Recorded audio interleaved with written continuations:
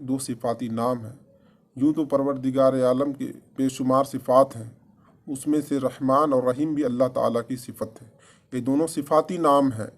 رحمان کا معنی ہے نعمتیں عطا کرنے والی وہ ذات جو بہت زیادہ رحمت فرمائے، یعنی وہ ذات جو نعمتیں عطا کرتی ہو اور زیادہ رحم والا ہو۔ اور رحیم کا معنی ہے بہت رحمت فرمانے والا۔ یاد رہے کہ حقیقی طور پر نعمت عطا فرمانے والی ذات اللہ تعالیٰ کی ہے، کہ وہی تنہا ذات ہے جو اپنی رحمت کا بدلہ طلب نہیں فرماتی۔ یعنی حقیقت کے طور پر جو نعمتیں ہمیں ملتی ہیں وہ اللہ کی طرف سے ہے، اور اللہ تعالیٰ اپنی رحمت کا بدلہ نہیں طلب فرماتا۔ اگر اللہ تعالیٰ اپنی نعمتوں کا بدلہ طلب فرما لے تو ہم کس نعمت کا بدلہ چکائیں گے؟ اللہ تعالیٰ نے ہمیں سانس جیسی نعمتیں عطا کی ہے، اللہ تعالیٰ نے ہمیں آنکھ جیسی نعمتیں عطا کی ہے۔ اللہ تبارک و تعالیٰ جس میں کہ تمام اعضاء کو اگر دیکھیں، صبح سے شام تک جتنی زندگیاں گزرتی ہیں، جو ضروریات ہمارے سامنے پیش آتے ہیں اور جس سے ہم اپنی ضروریات کو پورا کرتے ہیں، وہ تمام نعمتیں اللہ کی دی ہوئی ہیں۔ پانی جیسی نعمت اللہ کی، ہر چھوٹی اور بڑی نعمت اللہ تبارک و تعالیٰ نے عطا فرمائے۔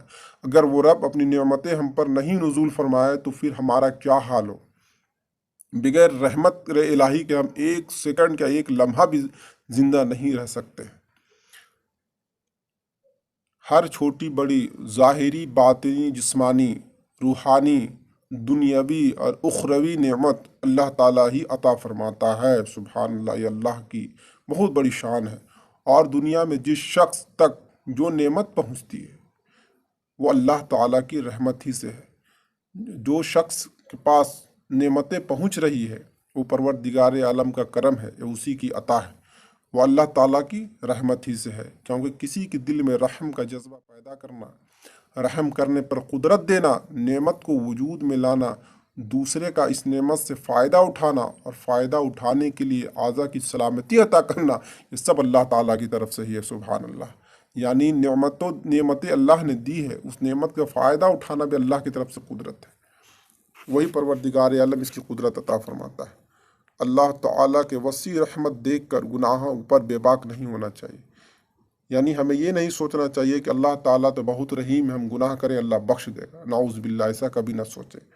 ابو عبداللہ محمد بن احمد قرطبی رحمۃ اللہ تعالیٰ علیہ فرماتے ہیں، اللہ تعالیٰ نے رب العالمین کے بعد اپنے دو اوصاف رحمان اور رحیم بیان فرمائے۔ اس کی وجہ یہ ہے کہ جب اللہ تعالیٰ نے فرمایا کہ وہ رب العالمین ہے تو اس سے سننے اور پڑھنے والے کے دل میں اللہ تعالیٰ کی عظمت کی وجہ سے اس کا خوف پیدا ہوا کہ وہ رب العالمین جو تمام جہان عالمین کا، تمام جہان کا خالق ہے، ہر چھوٹے بڑی مخلوق کو پیدا کرنے والا ہے، تو وہ اس کی عظمتیں اتنی ہیں، اس کی وجہ سے خوف پیدا ہوا۔ تو اس کے ساتھ ہی اللہ تعالیٰ کے دو اوصاف رحمان اور رحیم ذکر کر دیے گئے ہیں، جس کے ضمن میں اللہ تعالیٰ کی اطاعت کرنے کی ترغیب ہے۔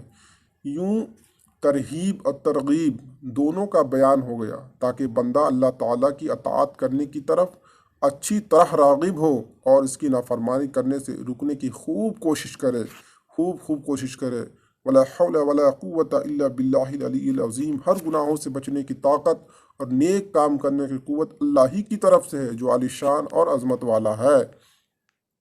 قرآن مجید میں اور مقامات پر اللہ تعالیٰ کی رحمت اور اس کے عذاب دونوں کو واضح طور پر ایک ساتھ ذکر کیا گیا ہے۔ چنانچہ اللہ تعالیٰ ارشاد فرماتا ہے، نبئ عبادی انی انا الغفور الرحیم وان عذابی هو العذاب العلیم۔ سورہ حجر کی 49-50 کی آیت، ترجمہ کنز العرفان۔ میرے بندوں کو خبر دو کہ بے شک میں ہی بخشنے والا مہربان ہوں۔ اللہ تعالیٰ کا فرمان، میرے بندوں کو خبر کر دو کہ بے شک میں ہی بخشنے والا مہربان ہوں اور بے شک میرا ہی عذاب دردناک عذاب ہے۔ اللہ نے دونوں باتیں بیان فرمائی۔ اللہ کا کلام کہہ رہا ہے کہ انہیں خبر کر دو کہ میں مہربان ہوں، میں وہ گناہ کر لیا ہے تو کہیں بھٹکے نہیں، انہ کان توابا، وہ میری بارگاہ میں آئے توبہ کرے، میں توبہ قبول کرنے والا ہوں، لیکن مجھے رحمان اور رحیم جان کر وہ گناہ نہ کرے، کیونکہ میں عذاب دردناک عذاب بھی دینے والا ہوں، میں قہار و جبار بھی ہوں۔ اور ارشاد فرمایا، غافر الذنب وقابل التوب شدید العقاب، ذی لا الہ الا ہو الیہ المصیر، ترجمہ بخشنے والا اور توبہ قبول کرنے والا، سخت عذاب دینے والا، بڑے انعام عطا فرمانے والا ہے، اس کے سوا کوئی معبود نہیں، اسی کی طرف پھرنا ہے۔ اللہ گناہوں کو بخشنے والا اور توبہ قبول کرنے والا بھی ہے، اور یاد رہے کہ سخت عذاب دینے والا بھی ہے۔ اس کی رحمان اور رحیم جان کر گناہ کرنے والوں کو سخت سخت سزائیں ملتی ہیں۔